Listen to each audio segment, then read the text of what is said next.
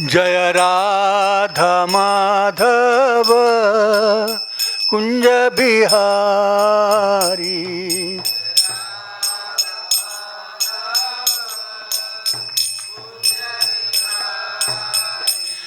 जय राधा माधव कुंज बिहारी।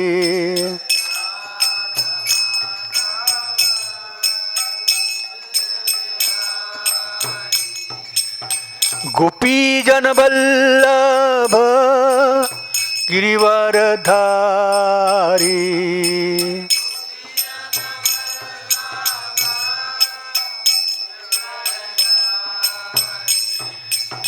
यशोदानंदन ब्रज जन रंजन।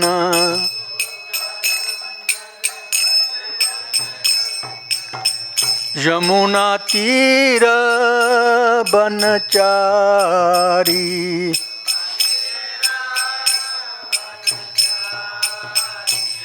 जय राधा माधव कुंज बिहारी।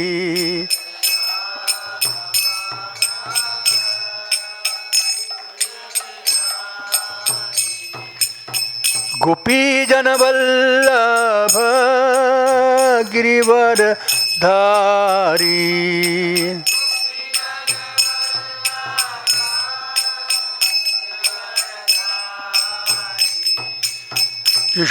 यशोदानंदन ब्रज जन रंजन।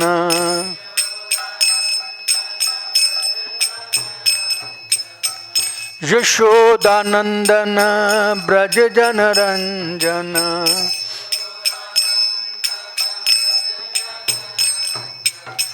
यशोदानंदन ब्रज जन रंजन।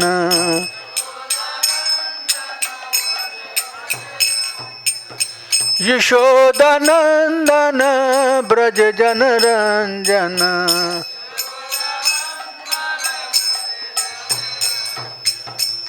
यमुना तीर बनचारी।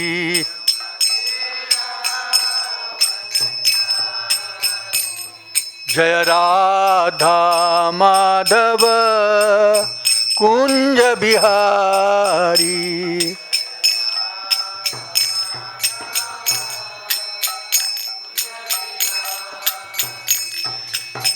गोपी जन वल्लभ गिरिवरधारी।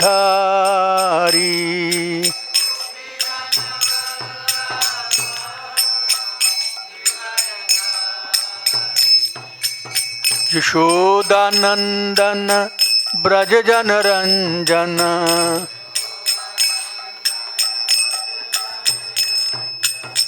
यशोदानंदन ब्रज जन रंजन।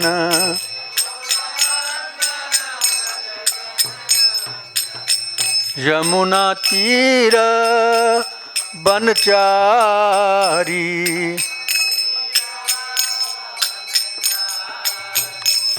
जय राधा माधव कुंज बिहारी।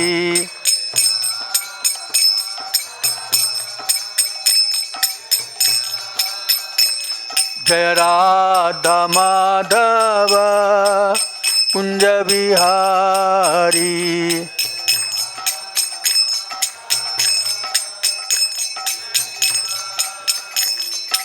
गोपी जन वल्लभ गिरिवरधारी।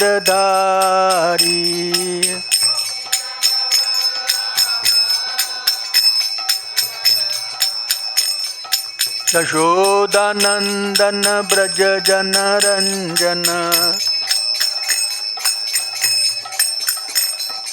यशोदानंदन ब्रज जन रंजन।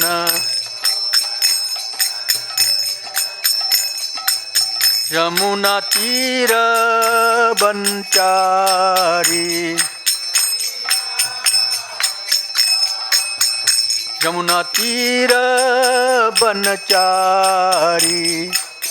सब बोलिए, ठंड भी हट जाएगी ताली बजाओगे तो। जय राधा माधव कुंज बिहारी।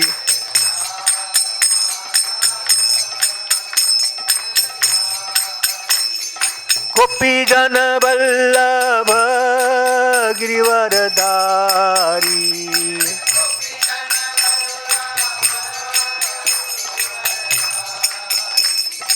हरे कृष्ण। देखिए, जब कीर्तन करते हैं तो उसमें ताली भी बजनी चाहिए और मुंह से आवाज़ भी आनी चाहिए, है ना।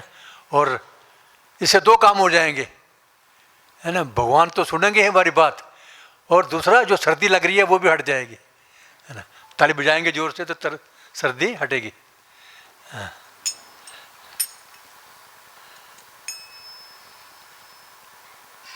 नमा ओम विष्णुपदाय कृष्ण पृष्ठाय भूतले श्रीमते भक्ति वेदांत स्वामी इति नामिने नमः।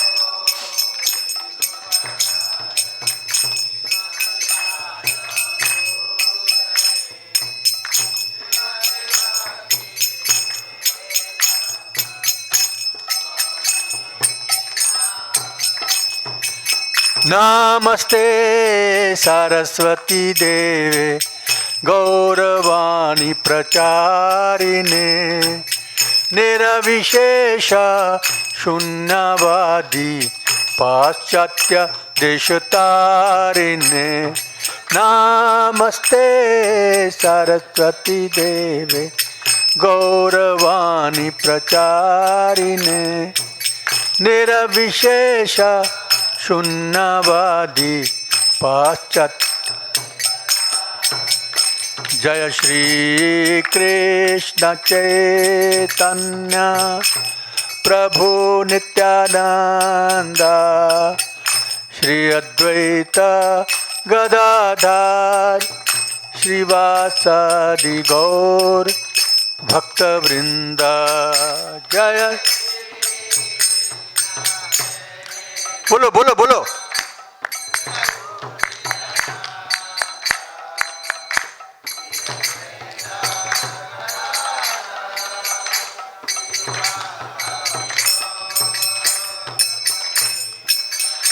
हरे कृष्णा कृष्णा कृष्णा हरे हरे हरे राम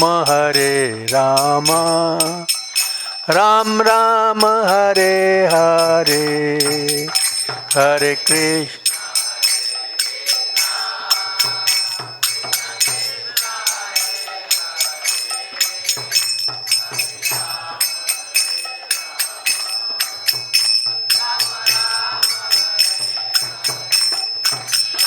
हरे कृष्णा कृष्णा कृष्णा हरे हरे हरे राम राम राम हरे हरे।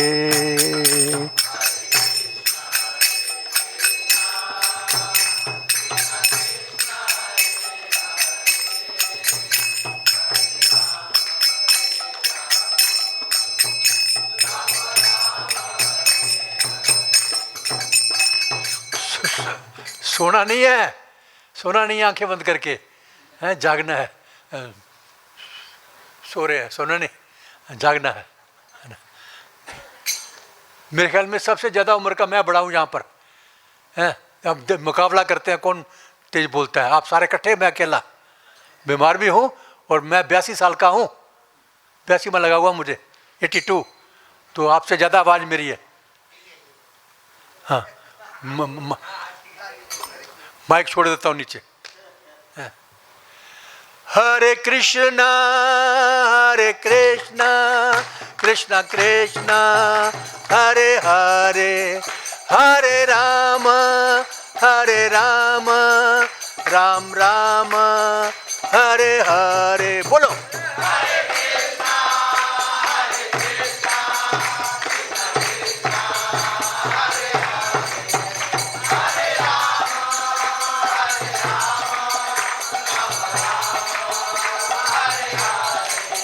हरे कृष्णा कृष्णा कृष्णा हरे हरे, हरे राम राम राम हरे हरे। बोलिए, ताली बजाओ।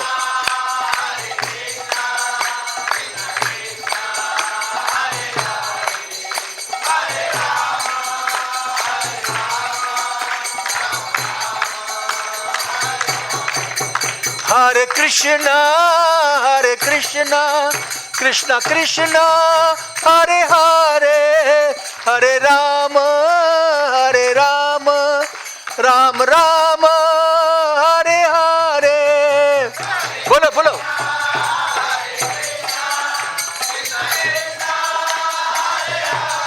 जोर से।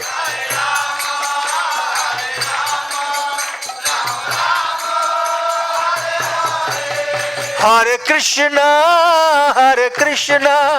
कृष्णा कृष्णा हरे हरे, हरे राम राम राम हरे हरे, हरे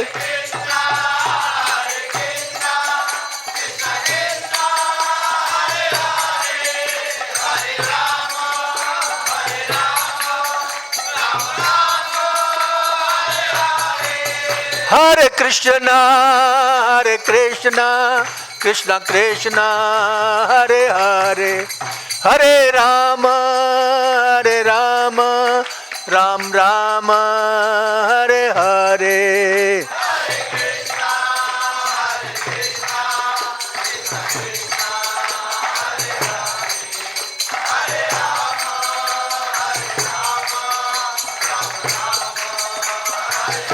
हरे कृष्ण। देखिए, एक दफ़ा क्या हुआ कि कृष्ण कन्हैया को भूख लग गई। भूख तो नहीं लगती, लेकिन वो बहाना करते हैं। तो माँ जो यशोदा मैया है, उसने लाला को उठाया नहीं। ये तो ऐसे ही रो रहा है। ये माँ को पता रहता है कि ये असली रो रहा है कि नकली रो रहा है, इसको बाकी भूख लगी कि नहीं लगी है ना। तो नहीं उठ, और जब वो जोर से चिल्लाया, रोया, तो माता ने एकदम पकड़ लिया और दूध पिलाया उसको, है ना। उसी प्रकार हमें भी जब तक भूख नहीं लगेगी ना, भगवान हमारे लिए आएंगे नहीं गोलोक धाम से। भगवान आते हैं गोलोक धाम से, और वैसे तो भगवान का नाम जो है वही भगवान से अलग नहीं है। गोलोकेर प्रेम धन हरि नाम संकीर्तन, जो जब इकट्ठे मिलकर के हम बोलते हैं जोर जोर से, इसको बोलते हैं हरि नाम संकीर्तन। तो ये कहाँ से आया? गोलोक धाम से आया हुआ है। ये पृथ्वी का नहीं है। वो देखते हैं कि ये कितना पुकारता है मुझे, आर्द्र भाव से, रो रो करके या जोर से, तभी माँ आएगी दूध पिलाने के लिए, अदरवाइज नहीं आएगी वो दूध पिलाने के लिए। सिर्फ ठंड में मरते बैठे रहे, मुंह भी बंद हो जाता ठंड से, ऐसा नहीं करना है। जोर से बोलना है, ताली बजानी है। तो जोर से बोलो सारे ने। हरे कृष्णा कृष्णा कृष्णा हरे हरे, हरे राम राम राम हरे हरे। बोलो हरे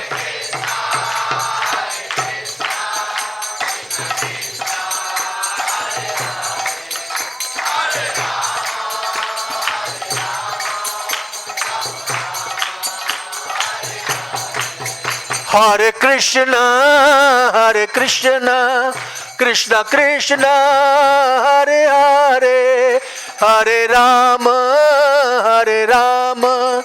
राम राम हरे हरे, हरे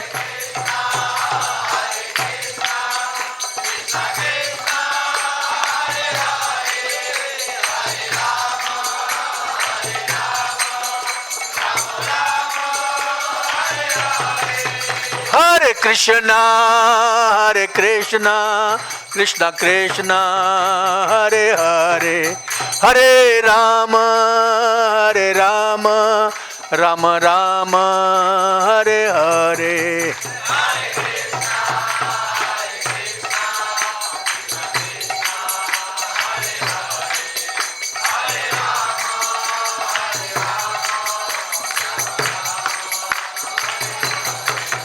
हरे कृष्णा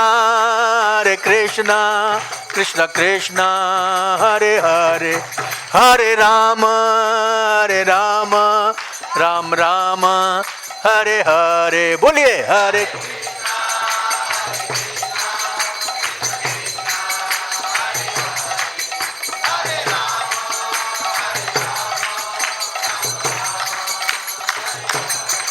जय गौरानिताय गौरानिताय गौरानिताय जय गौरानिताय।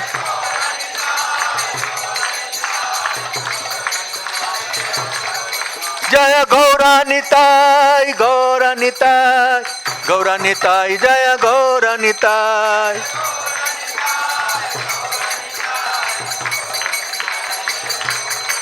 हरि बोल हरि बोल हरि बोल हरि बोल।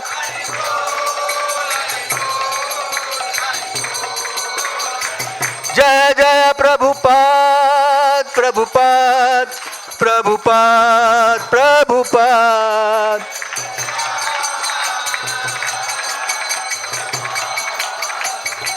पतित पावन जगत गुरु शिला प्रभुपाद के जय। ओम विष्णुपाद परमहंस प्रवराजकाचार्य अष्टोत्तर शत अभय चरणारविंद भक्ति वेदांत स्वामी महाराज प्रभुपाद की। ISKCON founder acharya saviour of the whole world Jagat Guru शिला प्रभुपाद की जय। ओम विष्णुपाद परमहंस प्रवराजकाचार्य अष्टोत्तर शत श्रीमद् भक्ति सिद्धांत सरस्वती गोस्वामी महाराज प्रभुपाद की जय। ओम विष्णुपाद परमहंस श्रीमद् गौर किशोर दास बाबा जी महाराज के, श्री श्री भक्ति विनोद ठाकुर महाराज के, श्री श्री जगन्नाथ दास बाबा जी महाराज के, नामाचार्य श्री हरिदास ठाकुर के। प्रेम से कहो श्री कृष्ण चैतन्य प्रभु नित्यानंद जय अद्वैत गदाधर श्रीवास आदि गौर भक्त वृंद के। All glories to the assembled devotees Hare Krishna. All glories to the assembled devotees Hare Krishna. All glories to Shri guru and Shri Gauranga. All glories Shri Prabhupada Jagat guru Shri Prabhupada की। क्या बोली? ओम नमो भगवते वासुदेवाय। ओम नमो भगवते वासुदेवाय। ओम नमो भगवते वासुदेवाय। साथ मिलके बोलिए नारायणं नमस्कृत्य नरम चैव नरोत्तमं देवीं सरस्वतीं व्यासं ततो जयमुदीरयेत्। नष्टप्रायेषु भद्रेषु नित्यं भागवत सेवया भगवती उत्तम श्लोके भक्तिर्भवति नैष्ठिकी। ओम अज्ञानतिमिरन्धस्य ज्ञानाञ्जनशलाकया चक्षुरुन्मिलितं येन तस्मै श्रीगुरुवे नमः। श्रीचैतन्यमनोभीष्टं स्थापितं येन भूतले स्वयं रूप कदा मह्यं ददाति स्वपदान्तिकं। वन्देऽहं श्रीगुरु श्रीयुतपदकमलं श्रीगुरून् वैष्णवांश्च श्रीरूपं साग्रजातं सहगण रघुनाथान्वितं तं सजीवं साद्वैतं सावधूतं परिजनसहितं कृष्णचैतन्यदेवं श्रीराधा कृष्णपादान् सहगण ललिता श्रीविशाखान्वितं। हे कृष्ण करुणा सिंधु दीनबंधो जगत्पते गोपेश गोपिका कांत राधाकांत नमोस्तुते। तप्त कांचन गौरांगी राधे वृंदावनेश्वरी वृषभानुसुते देवी प्रणमामि हरि। पांचाकल्पतरुभयश्च कृपा सिन्धुवेव च पतितानां पावनेभ्यो वैष्णवेभ्यो नमो नमः। हरे कृष्णा कृष्णा कृष्णा हरे हरे, हरे राम राम राम हरे हरे। हरे कृष्ण। आज हम पढ़ने जा रहे हैं श्रीमद् भागवतम का स्कंद 9 अध्याय 18 श्लोक संख्या 26 और 27।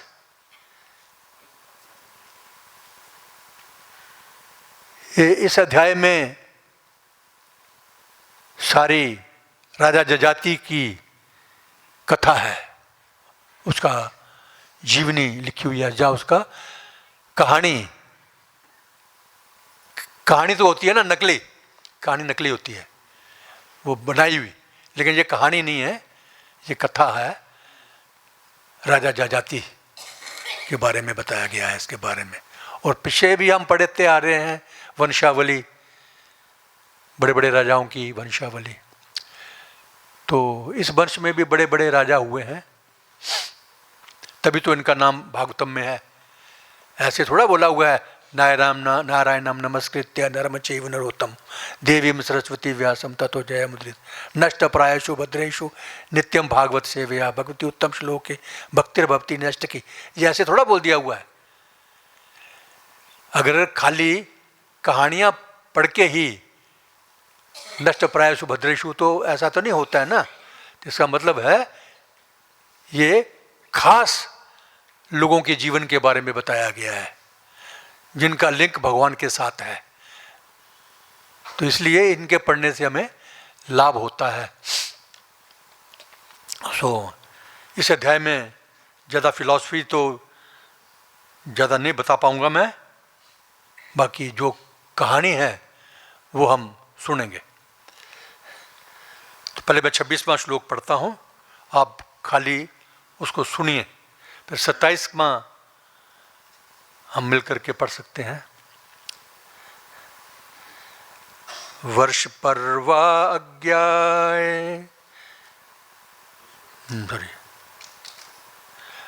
वर्ष पर्वा तम अज्ञाय प्रतीनक विवीक्षितम गुरुम प्रसादयन मूर्धना पादयो पतित्पति। शब्दार्थ, वृषपर्वा असुरों का राजा, तम आज्ञाया शुक्राचार्य जी का मंतव्य समझकर, प्रत्यनीक कोई शाप, विवीक्षितम कहने की इच्छा करते हुए, गुरुम गुरु शुक्राचार्य को, प्रसाद्यत तुरंत प्रसन्न कर लिया, मूर्धना अपने सिर से, पाद्यो चरणों पर, पतित गिर पड़ा पथि मार्ग में। अनुवाद शिला प्रभुपाद जी के द्वारा। राजा वृषपर्वा समझ गया कि शुक्राचार्य उसे प्रताड़ित करने का शाप देने आ रहा है। फलस्वरूप इसके पूर्व के शुक्राचार्य जी उसके महल में आए, वृषपर्वा बाहर आ गया और मार्ग में ही अपने गुरु के चरणों पर गिर पड़ा। इस प्रकार उनके रोष को रोकते हुए उन्हें प्रसन्न कर लिया। बड़ी अच्छी कथा है ये, रुचिकर भी है ना। पहले ज़माने में लोग भागवत कथाएं सुनते थे, सुनने तो होते नहीं थे, पिक्चर हाल नहीं होते थे, तो पंडाल में बैठ के कथा सुनते थे और भागवतम की जो कथाएं हैं उनका आनंद लेते थे। तो आज भी आप आनंद लीजिए इसका, जजाति महाराज जी का। तो यहाँ पर बताया कि राजा वृषपर्वा समझ गया कि शुक्राचार्य उसे प्रताड़ित करने के लिए आया है। क्यों प्रताड़ित करेगा, ये भी क्वेश्चन है ना, तो ये पढ़ेंगे। फलस्वरूप इसके पूर्व के शुक्राचार्य उसके महल में आए। किसके महल में? राजा के महल में। तो वृषपर्वा बाहर आ गया और मार्ग में ही अपने गुरु के चरण पर गिर पड़ा।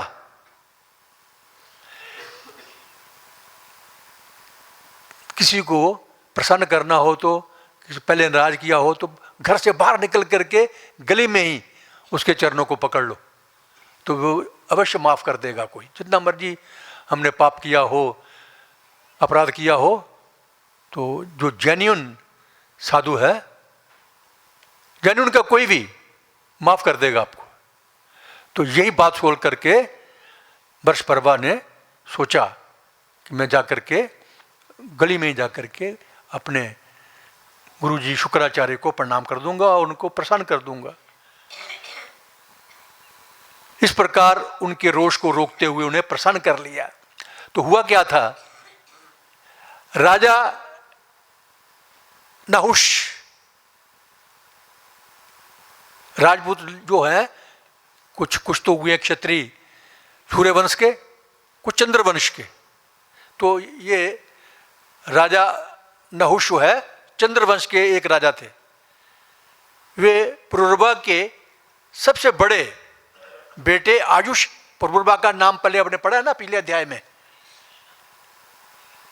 आयुष और स्वरभानु की बेटी प्रभा के पुत्र थे ये।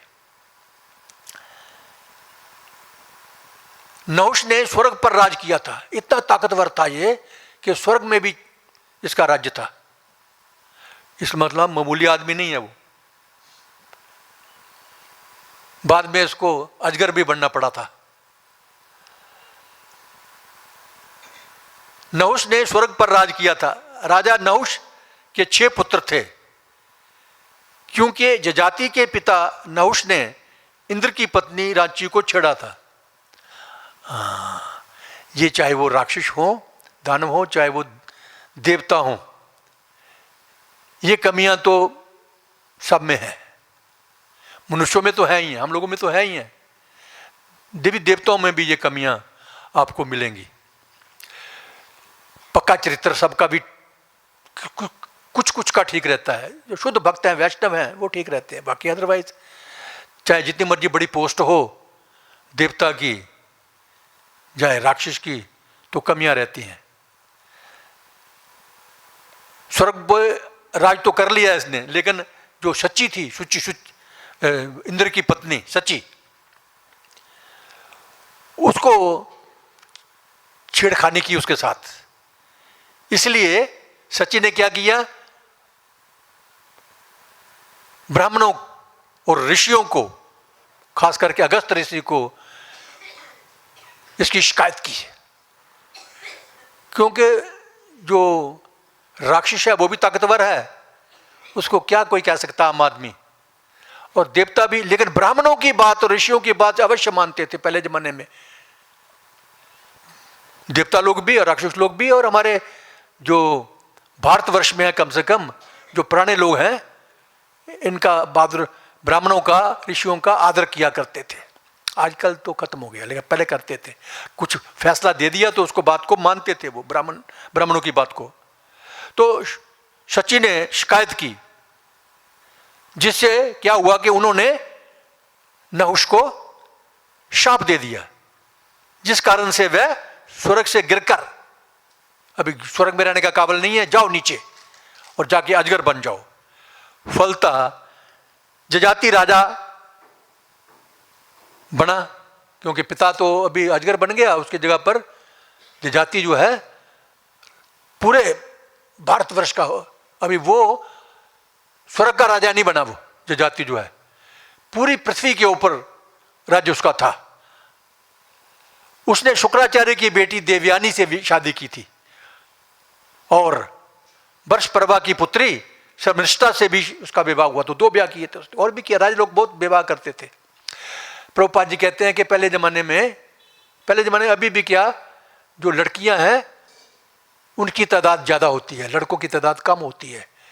तो ऐसा प्रोविजन बना रखा था कि जो क्षत्रिय राजा हैं 2-2, 3-3, 4-4, 5-5 शादियां भी कर लेते थे, ऐसा।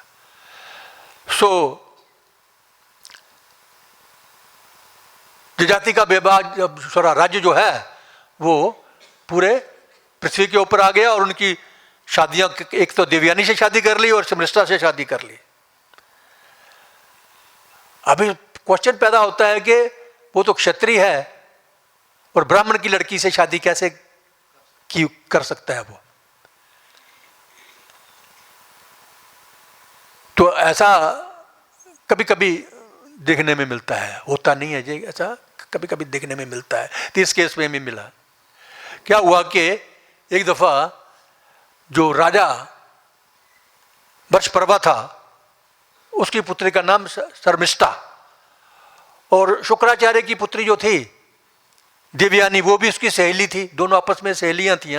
देखो ध्यान रखो, जो राजा के बच्चे होते हैं ना वो भी बड़े अकड़ू होते हैं, गुस्से वाले होते हैं, और जो ब्राह्मण के बच्चे होते हैं ना वो भी बड़े गुस्से वाले होते हैं, उनको भी बड़ा होता है, अहम होता है उसमें भी। सो वो दोनों खेलती खेलती, उनके साथ और भी बहुत सारी सहेलियां थी उनकी, अपने पार्क में गई, और पार्क बड़ा अच्छा था, वहां पर तरह तरह के फूल, रंग बिरंगे पेड़ पौधे, चिड़ियां चहचहा रही थी, और वहां पर एक तालाब भी था, बहुत बड़ा तालाब, झील या तालाब था, बड़ा सुंदर स्वच्छ पानी था उसका। वहां जाकर के वो सारी सहेलियां जो हैं क्रीड़ा करने लगी, और कपड़े कुपड़े जो थे अपने सब ने नीचे किनारे पे रख दिए। और आमतौर पे जो स्त्रियां थीं, हमने बचपन में भी देखा, नदी नालों में कपड़े उतार के वस्त्रहीन होकर के नहाती हैं। इसके लिए भगवान कृष्ण ने भी शिक्षा दी है कि पानी में नंगा नहीं नहाना चाहिए। खैर ये नहा रहे थे, कपड़े कुपड़े खोल के नहा रहे थे, और ऊपर से भगवान शिव और उनकी पत्नी पार्वती बैल के ऊपर चढ़ के जा रहे थे। ये आमतौर पे पार्वती जी और शिव बैल पे चढ़ करके आकाश में, आसमान में चलते हैं। ये कोई भक्ति कर रहा है कि नहीं कर रहा है, कोई दुख उठा रहा है कि नहीं उठा रहा है, सुख मिल रहा है नहीं, सारा बंदोबस्त देखते हैं और मदद भी करते हैं। खैर यहाँ पर झील के ऊपर से दोनों पति पत्नी भगवान शिव और पार्वती निकल रहे थे, तो सखियों ने देख लिया कि ऐसे भगवान ऊपर से आ रहे हैं, वो फटाफट अपने कपड़े पहनने की, अपने शरीर को ढकने की कोशिश की। उस कोशिश में शर्मिष्ठा ने क्या किया, देवयानी के कपड़े पहन लिए, और जिससे जो देवयानी थी वो बोलती हो मैं ब्राह्मण, तो उसको ये था मैं राजा की लड़की हूं, पूरे भारतवर्ष का सम्राट है राजा, उसकी लड़की हूं मैं, चक्रवर्ती राजा था वो, जिसका पूरी पृथ्वी के ऊपर राज था, तो उसको ये भी मान था। खैर उसने वो जबरदस्ती नहीं पहने, गलती से पहन गए, जल्दी जल्दी अपने शरीर को ढकने के लिए उसने देवयानी के कपड़े पहन लिए। और जो ब्राह्मण जो है ये भी बड़े जिद्दी होते हैं और क्रोधी भी होते हैं, उनके बच्चे भी, मेरा बाप तो इतना बड़ा है, देवता राक्षसों का गुरु है, कुलगुरु है, तो मेरे कपड़े कैसे पहन लिए इसने, बड़ा ऊंचा नीचा उसको बोला, उसको गालियां भी दी, अच्छी अच्छी बात, बहुत गंदी बातें भी कही उसको, तुम्हें शर्म नहीं आती है, तूने दासी होकर के, जितने भी और क्षत्रिय वगैरह हुआ करते थे वो अपने आप को दास ही कहते थे, ब्राह्मणों के हम दास हैं, तो दासी होकर के मेरे कपड़े पहन लिए तूने, अभी वो कहां रहने वाली है। शर्मिष्ठा भी पूरी जोर शोर से कहने लगी, तू तो ऐसे जैसे किसी घर में खाना बन रहा है ना, तो कौवा देख करके आता है खाना देख करके और बाहर खड़ा रहता है जब तक उसको खाना ना दिया जाए, ऐसे ब्राह्मणों का भी यही हाल है। ब्राह्मण जो हैं ये नौकरी नहीं करते थे, केवल खुद पढ़ाई करते थे, भक्ति करते थे और औरों को शिक्षा देते थे, और जो बाकी और हैं क्षार करके क्षत्रिय वैश्य आदि, ये उनका पेट पालने का और कपड़े ढकने का काम यही लोग करते थे। एक किस्म के भिक्षा मांगने, भिक्षा कह सकते हैं, भिक्षा की तरह ही है, ऐसे जाते थे उनके घरों में मांगने, वो देते थे, आदर से देते थे, नफरत से नहीं देखते थे। तो देवयानी शर्मिष्ठा बोलती है उसको कि तू तो कौवे की तरह है, हैं, हमारे घरों में आकर के लाइन लगा के बैठ जाते हो खाने के लिए। ऐसे बहुत सारी गालियां दी और गुस्से में बिल्कुल लाल सुर्ख हो गई वो। जब गुस्सा आता है आदमी को तो मुंह लाल हो जाता है। अपना पेट पालने के लिए तुम लोगों के घर में प्रतीक्षा करती होगी, एक एक घंटा, जब तक खाना नहीं बना है वहां पर उनके घर में बैठी रहोगी आधा घंटा घंटा। बड़ा फटकारा देवयानी को, और बाद में इतना गुस्सा उसको आ गया देवयानी के ऊपर, शर्मिष्ठा को, कि अभी यहां भी रुकी नहीं। वो जो कपड़े हाथ में पकड़े थे वो भी छीन लिए, छीन के कुएं में धक्का दे दिया। वो बेचारी बिना कपड़े के कुएं में गिर गई और बाकी सहेलियां अपने घर में आ गई। उसके बाद उधर से राजा जजाति निकल रहा था तो उसको प्यास लगी और कुएं के पास गया।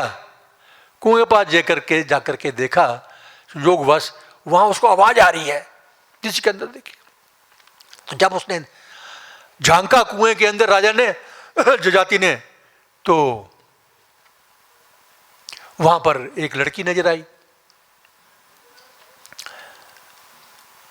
लड़की नजर आई तो वो देखा ये तो शुक्राचार्य की लड़की है। तो राजा ने क्या किया, अभी कैसे निकालता, कोई कपड़ा फेंक करके निकाला लेकिन फिर नहीं आ रही है। फिर उसने उसका हाथ पकड़ लिया, हाथ पकड़ के बाहर तो खींच लिया, हाथ पकड़ के बाहर। लेकिन ये भी एक भारतवर्ष का सनातन धर्म का एक असूल है कि जो लड़कियां हैं, औरतें हैं, उनको दूसरा मर्द छू नहीं सकता, दूसरा आदमी छू नहीं सकता है। अगर छू लिया है तो वो उसी की हो जाती थी, उसी से शादी करती थी। अदरवाइज माँ बाप बड़ा ख्याल करते हैं कि हमारे बच्चों को, हमारी लड़कियों को कोई दूसरा आदमी छेड़े ना। लेकिन यहां तो अचानक हो गया। उसका जब हाथ पकड़ लिया तो उसने बोला अभी तो तुमने मेरा हाथ पकड़ लिया है और तू ही मेरा भी पति है, और जिस औरत को कोई दूसरा आदमी छू ले तो वो या तो उससे शादी करे, नहीं तो समाज वाले उससे शादी नहीं करते थे। इतना बुरा मन। लेकिन आजकल तो क्या है, आजकल तो जब बोलते हैं हाथ मिला करके बोलती हैं दूसरे मर्दों के साथ, हाथ मिला करके। ये हमारा भारतवर्ष का इतिहास गौरव नहीं है। ये हमारे भारतवर्ष में ये रिवाज नहीं था, लेकिन आजकल सारे अंग्रेज बन गए हैं। सब औरतें हो, आदमी हो, सब एक दूसरे के साथ हाथ मिलाएंगे। लेकिन हमारे सनातन धर्म में ऐसा रिवाज नहीं था। तो शर्मिष्ठा देवयानी बोलती मैं तो अभी तुम्हारे से ही शादी करूंगी। तो ऐसा कह करके वो उसको बाहर निकला, अपने घर गई। तो सारी जो कथा थी ये अपने पिताजी को, शुक्राचार्य जी को बता दी।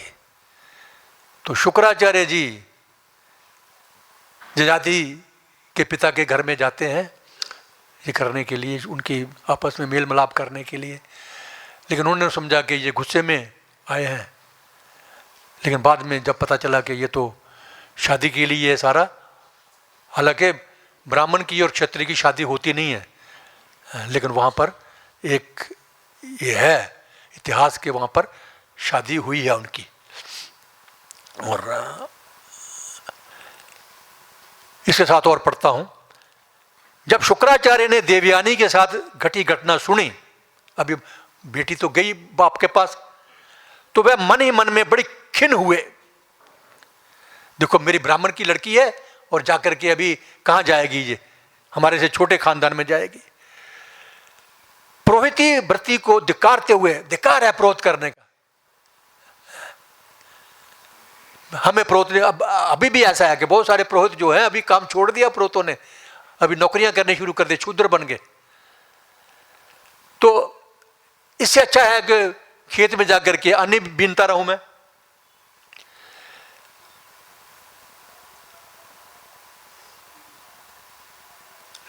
आज का श्लोक है जो पढ़ा है हमने अभी। राजा वृषपर्वा समझ गया कि शुक्राचार्य उसे प्रताड़ित करने या शाप देने के लिए आ गए हैं। शुक्राचार्य गुस्से में आया है, इसलिए हमें कुछ ना कुछ कहेगा। फलस्वरूप इसके पूर्व ही शुक्राचार्य उसके महल में आए। वृषपर्वा बाहर निकल गया। अभी महल में अभी घुसा नहीं है शुक्राचार्य जी, लेकिन वृषपर्वा जो है वो अपने द्वार से बाहर जाकर करके मार्ग में ही अपने गुरु के चरण कमलों में लेट गया। वो इस प्रकार उनके रोष को रोकते हुए उन्हें प्रसन्न कर लिया, इससे वो प्रसन्न हो गए। आज का श्लोक है, मैं भी पढ़ूंगा, आप सुनिए। क्षण अर्धमन्यु भगवान शिष्यम व्याचष्ट भार्गवः कामो अस्या क्रियात्याम राजन्नैनाम त्वक्तम इहोतसे। क्षण धर्म, कुछ ही क्षण, मन्यु क्रोध, भगवान अत्यंत शक्तिशाली, शिष्यम अपने शिष्य वृषपर्वा से, व्याचष्ट कहा, भार्गव भृगुवंशी शुक्राचार्य से, कामहा इच्छा, अस्या इस देवयानी की, क्रियातम पूरी करो, राजन हे राजा, न नहीं एनम इन लड़की को त्यक्तुम त्यागने हेतु यह इस संसार में उत्साहे समर्थ हूं। अनुवाद श्रील प्रभुपाद जी के द्वारा। शक्तिशाली शुक्राचार्य कुछ क्षणों तक क्रुद्ध बने रहे। बड़े शक्तिशाली थे, मरे हुए को भी जिंदा कर देते थे, और तो और अपने शिष्यों को भी ये विद्या सिखाई थी उन्होंने, कच्छ को। तो यहां लिखा है बड़े शक्तिशाली थे शुक्राचार्य। कुछ समय तक तो उनको गुस्सा आया था, जब ये सुना कि राजा की लड़की ने कुएं में धकेल दिया है और अभी इसको ब्राह्मण के अलावा दूसरी जाति में शादी करनी पड़ेगी, क्षत्रिय से शादी करनी पड़ेगी, तो थोड़ा नेचुरल है, दिल में गुस्सा आता है। तो शुक्राचार्य के दिल में भी गुस्सा था थोड़े दिन। हे राजन, कृपया देवयानी की इच्छा पूरी कीजिए, वह मेरी पुत्री है। शुक्राचार्य जी बोल रहे हैं राजा को। मैं संसार में ना तो उसे छोड़ सकता हूं, ना उसकी उपेक्षा कर सकता हूं। ये तो सच है, कोई भी व्यक्ति अपनी पुत्री हो चाहे पुत्र हो, उसकी अपेक्षा नहीं कर सकते हैं, उपेक्षा नहीं कर सकते हैं उनको, और छोड़ भी नहीं सकते उनको। कई दफा शिष्य लोग भी कभी कभी कुछ गलत काम कर देते हैं, तो जो गुरु हैं उनको थोड़ा सा दंडित करके एक महीने के लिए, 2 महीने के लिए उस सेंटर से बाहर निकाल करके उसको बाद में फिर बुला लेते हैं। आखिर है तो उनका शिष्य है ना। उसी प्रकार कोई भी माता पिता हमारे बच्चे चाहे जितनी मर्जी गलती कर दें, भूल जाते हैं, उनको माफ कर देते हैं। तो शुक्राचार्य ने यही कहा कि देवयानी की इच्छा पूरा करो, पर जो जाति के साथ इसकी शादी कर दो अभी, क्योंकि उसने इसका हाथ पकड़ लिया है। तात्पर्य श्रील प्रभुपाद जी के द्वारा। कभी कभी शुक्राचार्य जैसा महापुरुष अपने पुत्र पुत्रियों की अपेक्षा नहीं कर सकता,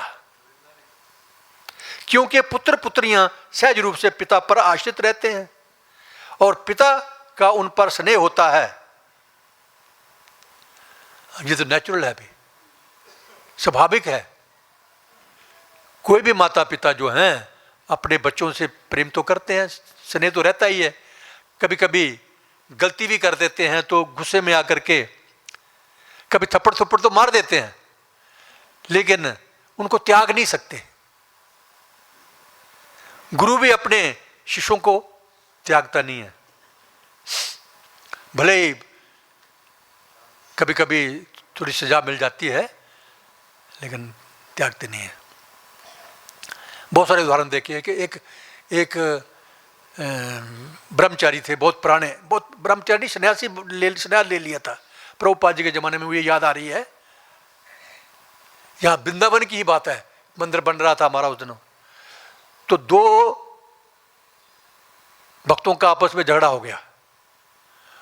वो सन्यासी ने ईंट उठा करके मार दी, उसको सिर फाड़ दिया। तो प्रभुपाद जी ने बड़ा डांटा उसको, बड़ा डांटा उसको, बोला तुम जहां आश्रम में रहने के काबिल नहीं हो, जाओ। और ये नहीं बोला कि भक्ति छोड़ करके कहीं बाहर चल जाओ, घर चले जाओ, नहीं, जाओ और पैदल चल करके पूरी दुनिया में प्रचार करो, मुझे शक्ल मत बताना अपनी। तो ऐसा भी कभी कभी होता है, दंड भी मिलना जरूरी है। अगर दंड नहीं मिलेगा तो फिर भी जो बच्चे हैं, या शिष्यों को भी अगर गुरु का डर नहीं है तो वो भी कभी कभी उत्पात बता सकते हैं।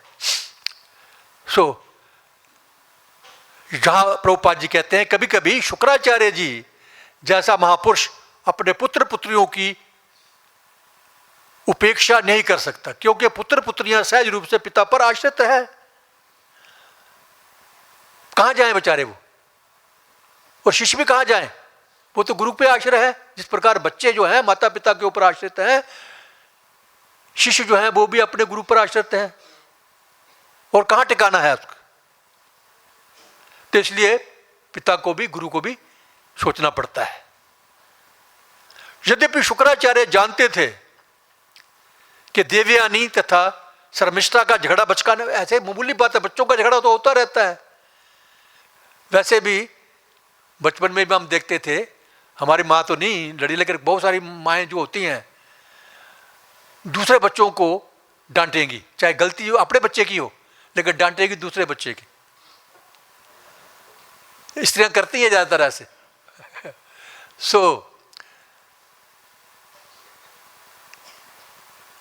ये झगड़ा जो है, ये कोई बहुत बड़ा झगड़ा नहीं था, इशू बच्चों का झगड़ा था, लेकिन इतना बड़ा बना दिया इसको।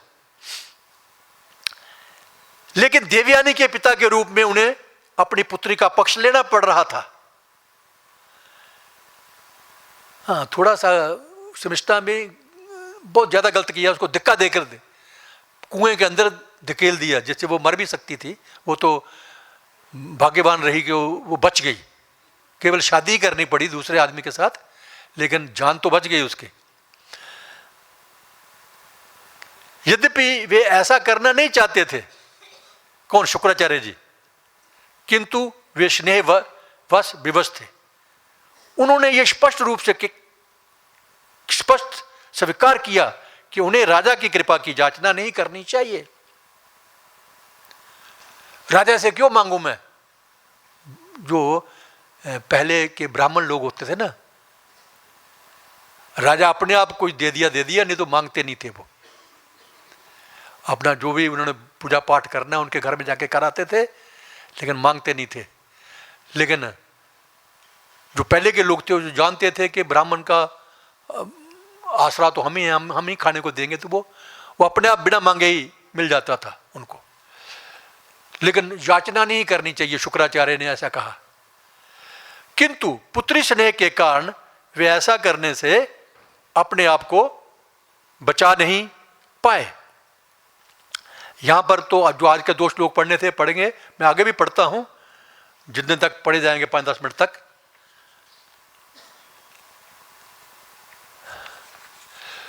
शुक्राचार्य जी के निवेदन को सुनकर वर्षप्रभा देवयानी की मनोकामना पूरी करने हेतु सहमत हो गए और वह उसके वचनों की प्रतीक्षा करने लगा। तब देवयानी ने अपनी इच्छा इस प्रकार व्यक्त की, जब भी मैं अपने पिता की आज्ञा से विवाह करूं तो मेरी सखी शर्मिष्ठा अपनी सखियों सहित मेरी दासी के रूप में मेरे साथ चले। ये पंगा डाल दिया उसने।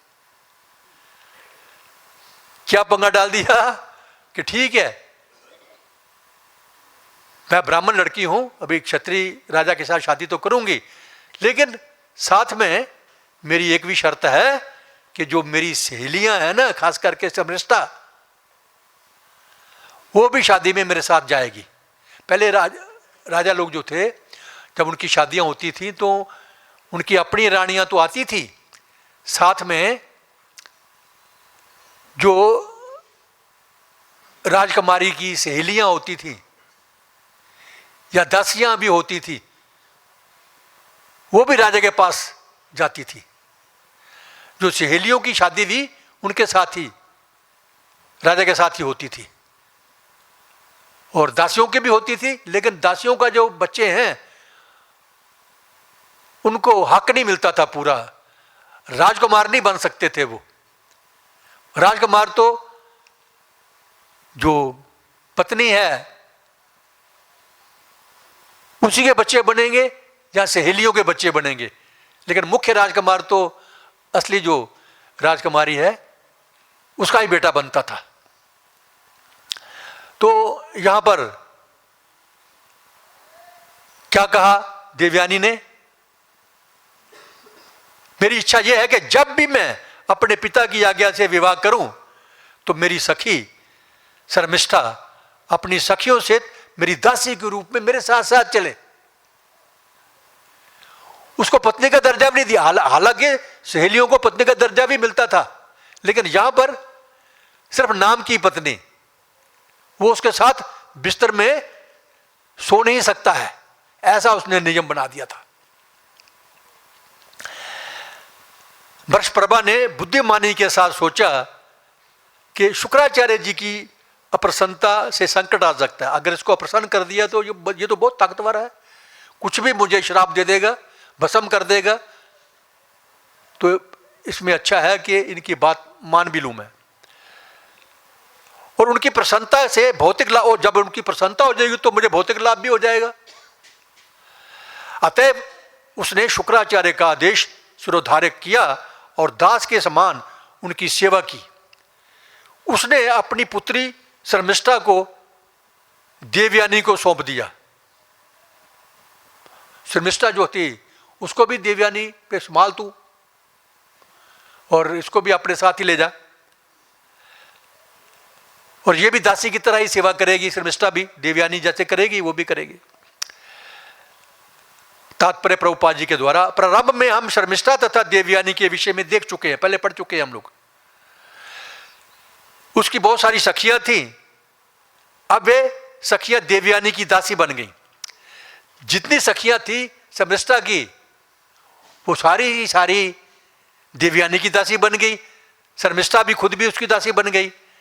जब किसी लड़की की शादी क्षत्रिय राजा से होती है तो उसकी सभी सखियों को उसके साथ ससुराल जाने की प्रथा थी। उदाहरणार्थ, जब वसुदेव के ने भगवान श्री कृष्ण की माता देवकी से विवाह किया तो उसकी 6 बहनों से शादी की थी। वसुदेव जी ने 6 बहनों से शादी की है, माता देवकी की, और उनकी जितनी सखियां थी वे भी उनके साथ ससुराल आई थी। राजा को न केवल अपनी पत्नी का भरण करना होता है, उसका पालन पोषण तो करना ही है, किंतु अपनी पत्नी की सखियां और उनकी दासियों का भी भरण पोषण करना पड़ता था। इनमें से कुछ दासियां गर्भवती भी हो जाती थीं और उनके संतान उत्पन्न होते थे।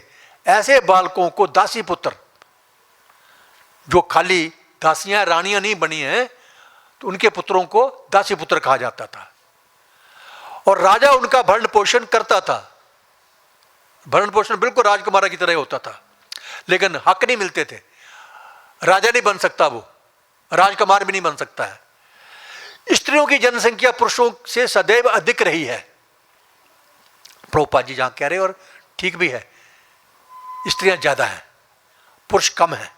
खास करके पंजाब, हरियाणा, ऐसे कुछ इलाके हैं, यहाँ पर बहुत कम है स्त्रियां, सॉरी पुरुष बहुत कम है, स्त्रियां ज्यादा है। किंतु स्त्री को पुरुष द्वारा सुरक्षा प्रदान किए जाने की आवश्यकता होती है। हाँ, ये खास बात है। स्त्री को हमेशा सुरक्षा मिलनी चाहिए। बचपन में माता पिता की, उसके बाद पति की, और पति के बाद पुत्र की।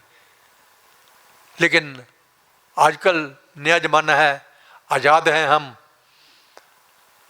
हमें स्वतंत्रता चाहिए, हम किसी के मतहत क्यों ना रहें, इसलिए वो खुद ही अपने आप ही सब कुछ ढूंढ लेती हैं, किसी के कंट्रोल में नहीं रहती आजकल लड़कियां। खास करके देखो जमाना बदल गया, क्या बोले,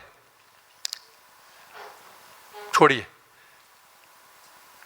अतएव राजा उन अनेक लड़कियों का भरण पोषण करता था जो रानी की सखियां तथा दासियां होती थी।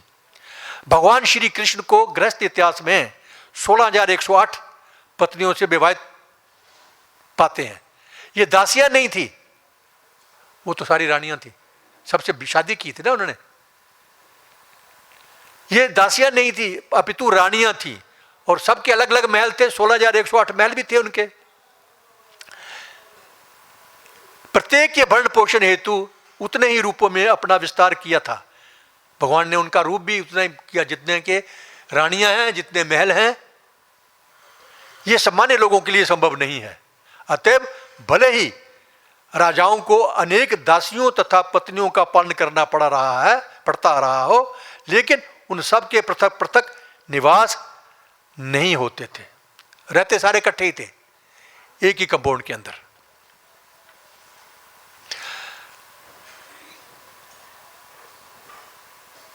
नहुषाय सुताम तत्वा सह समृष्टा योषणा तमहा राजच श्रमिष्ठा आदकल्पे न करचित। जब शुक्राचार्य ने देवयानी का विवाह जजाति से कर दिया तो उसने शर्मिष्ठा को भी उसके साथ जाने दिया, लेकिन राजा को चेतावनी दी कि हे राजन, इस शर्मिष्ठा को कभी अपने सेज में अपने साथ शयन करने की अनुमति मत देना। तुम्हारे बिस्तर में नहीं ये सो सकती है शर्मिष्ठा, खाली नाम की जाएगी तुम्हारे साथ गुलाम की तरह। तो यहां पर मैं विश्राम करता हूं, और उसके आगे फिर कल जो भी पड़ेगा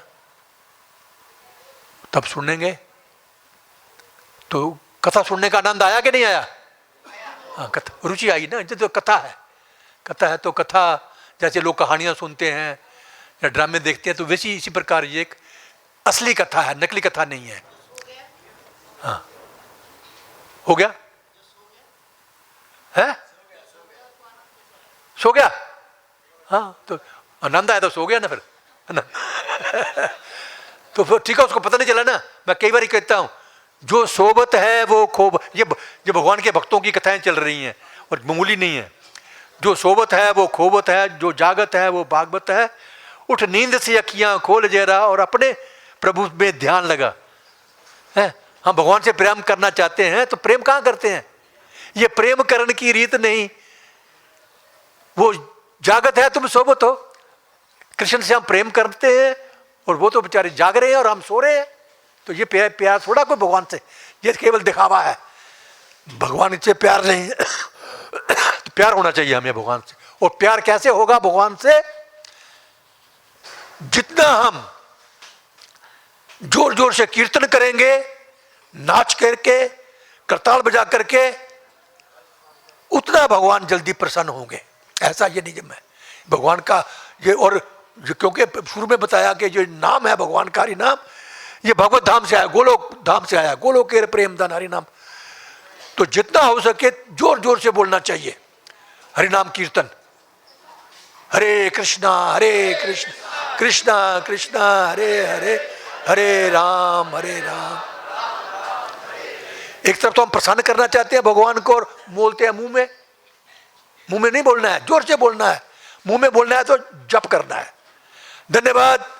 हरे कृष्णा प्रसाद चार बोलिए, हरे कृष्णा कृष्णा कृष्णा हरे हरे, हरे राम राम हरे हरे। चलो हरे कृष्ण। मुझे तो कथा सुनने का मजा आ गया।